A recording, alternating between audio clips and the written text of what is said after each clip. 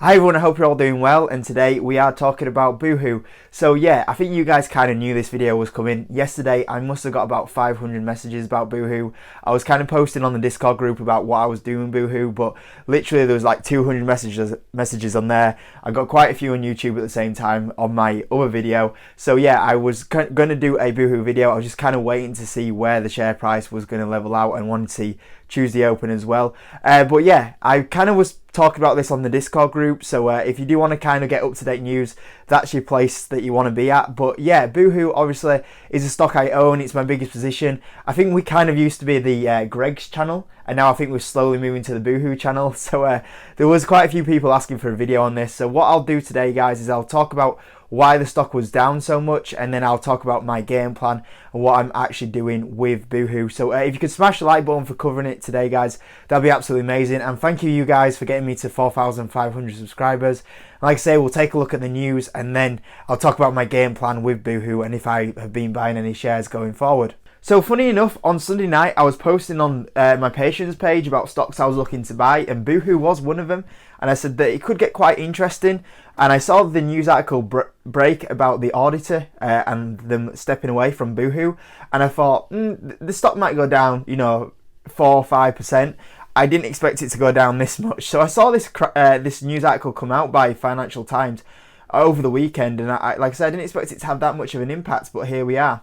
So the news article was that the auditor, which is PwC, was going to step down as the auditor for Boohoo. And we haven't really got any confirmation statement right now about why they are kind of resigning. But what is rumoured the reasoning to be is to protect their brand name. Now, I thought this was kind of weird, really, because you would think that when the Leicester factory situation happened, that would be the time for them to step away, but it didn't. And obviously we've got the Levitt report, and it kind of then didn't step away straight away after that, and it's left it a few weeks since to then now go step away, when pretty much if you got to this point you probably would stay there as the auditor. So you would think that really the time would have been a few months ago, even a few weeks ago, but now just seems such a weird time for them to step away and leave the company as the auditor. Now obviously I don't think this makes a massive difference to Boohoo, really, because when we think about this situation for Boohoo, is it actually going to affect the revenue and profit that much? No, not really. I think Boohoo will be able to find a new auditor and it should work itself out. So overall, in general, I don't think it's really that significant news for Boohoo. I just think it's really strange timing is the really thing, but overall as a company, I don't think it affects it that much fundamentally. I just feel the timing is really weird from them to leave Boohoo now. So overall, like I say, I don't think fundamentally the company is going to change that much from here. I just think the weird thing that I have from here is the timing of the situation, and it's kind of frustrating because realistically, when you think about the Leicester factory situation, it kind of felt like we were kind of moving away from there now. We had the earnings were fantastic, and we're moving in the positive direction, and this is kind of weird how much it's affected the stock price and the timing as well.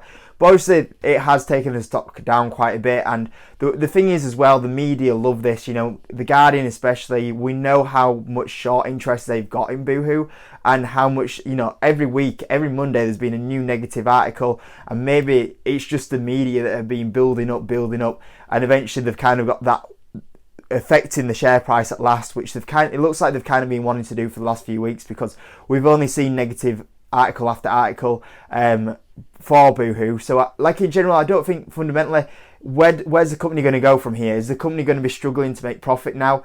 No, it's still going to be making massive profit. And revenue wise, is it going to affect the revenue? No. So overall, as a fundamental change, there's not much, and probably 20% is an overreaction. I agree the stock might have moved down a little bit, maybe 4 or 5%, but I believe like 20%. And then with the Tuesday as well, the drop in Tuesday or today prices, a little bit overreaction for me. So we know this news article isn't as bad as something like a few months ago when we had the Leicester factory situation, but overall, where does it leave me as an investor? Well, I look at the company. Fundamentally, I don't believe anything's changed.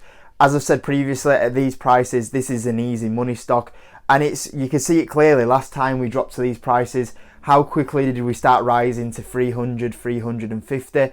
We kind of, at these top prices, it's definitely easy money. And as well as that, maybe a month ago, even 2 weeks ago, when we had the stock going to 350. Did we actually think the stock would go down to like 230 again? No, we really didn't expect this to happen. And I think at the time as well, when the stock was at 300, 350 up there, I had quite a few people message me going, oh, I didn't get in the Boohoo situation. Is it still worth me buying? And I was like, you could do, but it's kind of gone now. But we've kind of got a second opportunity here, an opportunity I didn't expect to happen in Boohoo. I didn't really expect it to go down this much from here. I thought all the negative news had passed. So we've kind of got a golden opportunity here where we've got the stock back at cheap prices, and I don't know how long it will be here, but I don't think it will be for long. Like I say, in the long term, I believe this is going to be 500. So from these sort of prices, it's 100% upside, and I expect that probably in a year's time, maybe 2 years' time. So I don't think it'll be down here for that long. Like I say, to get an opportunity at these sort of prices again, it's crazy. It's crazy. You can see like last time how short it was at these prices, and then all of a sudden a month later, 2 months later, back up at 300, 350. So it is really cheap prices, especially when you look at the company itself and the growth, and especially after that earnings report. If we go back to 2 weeks ago, was it, and we had that earnings report, I think the stock was going to push on quite a bit from there. In fact, it did for a little bit in the morning, and then it dropped back after the earnings. And after the earnings, the company is in the strongest place ever. And when the Leicester factory situation happened, you look at the earnings report and you won't think it happened, because the earnings was just so strong earnings. And if it carries on doing earnings like that, the share price isn't going to be long down here, and eventually the company will move on. It's just a bit of a shame, because I think we were just kind of passing the whole situation, and bang, that happened. But like I say, I think this is a golden opportunity where we can get the share price back at cheap prices, which won't be there for long. Because if it wasn't for this, I definitely don't think the stock would have gone below 300 really. So what kind of position am I in as an investor right now, buying and selling? Well, if you know my game plan previously, it was to sell out at 300 and then 350. I did sell out at 300, and then I was going to sell out at 350, but I waited for earnings, and earnings were pretty good, and it did go up, and I couldn't get my sell order in just because it dropped so quickly. It was like up to like 380 for like 5 minutes, and then it dropped, which is a little bit gutting, because I would have sold out at 2 decent points there. But same again from here. What I'm going to do is probably look to buy the shares that I'm currently going to buy. I'm going to be selling out at 300 and 350, which would be some nice gains in the share price. But I think there's also the lesson of, like, if you don't, trim your winners slightly, and you get this pullback, you don't have the cash to go buy it, or you might not have the cash to go buy it because you've kind of got your money in it already. And that's what I say about, there's nothing wrong with taking a little bit of profit, because if the stock does pull back, you get it back at cheaper prices and you can buy it in. So I think maybe this is a lesson for some guys that were kind of just holding it long term and didn't really touch the position at all. There's nothing wrong with just trimming the profits a little bit, and then if it doesn't pull back, you've got your whole stock that runs the long term and brings you them big massive rewards in. But at the same time, if it does go up and then you see a bit of a drop, you've trimmed your position slightly, you've got a cash pile, you can go back in now and get the stock for cheaper. And I did that at 300, and potentially a little bit of mistake on my side is that I should have done it at 350, but I didn't.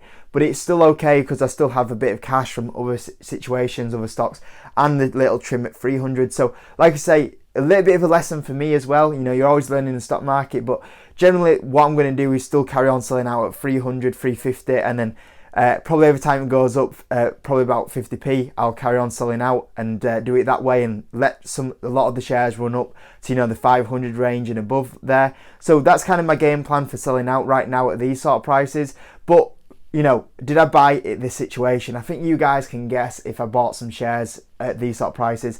I did. I bought some on Monday. I bought on Monday at 250. I bought quite a lot at 250. And then Tuesday, before recording this video, I kind of thought I'll see where the share price opens up. Opened up about 230, so I bought some more at 230, and I've also set another limit order for 220, so we'll see if that kind of goes through. So yeah, overall I did buy a lot of shares, and like I say, these shares that I'm buying, I'm probably going to sell out at like 300, 350, and then I'll still have my core position that will run for the long term. So yeah, I think it's a bit of a golden opportunity right now to buy some shares. I think fundamentally the company hasn't changed, and it will carry on doing well. And like I say, when I look at the company from here at these sort of prices, my average price is still something like 242 right now. When the stock gets to 500, I'll be up 100%, and I think that's where I see it going in long term. 2 to 3 years. Look at the earnings report. After that earnings report, we didn't expect these prices again. So I do think this is a golden chance right now to buy some shares in Boohoo if you missed out, and if you were getting that FOMO at 300, there you go. This is your opportunity. So yeah, obviously this is why it's always key to have some cash, guys, on the side to buy it. So hopefully you guys took a little bit of advantage of this one as well. So hope you enjoyed it anyway, guys. Smash the like button, subscribe if you're new around here, and I'll see you in the next one.